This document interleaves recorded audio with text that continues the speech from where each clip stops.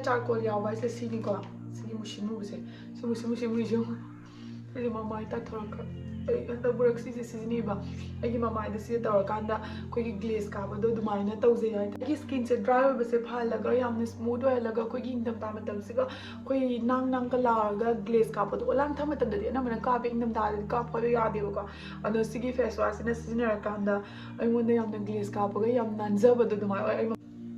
I mamai ta thoga la and mamai da uring macha macha thung basingdo adusu phai aduga khoi skin dry basisu mana dum phal es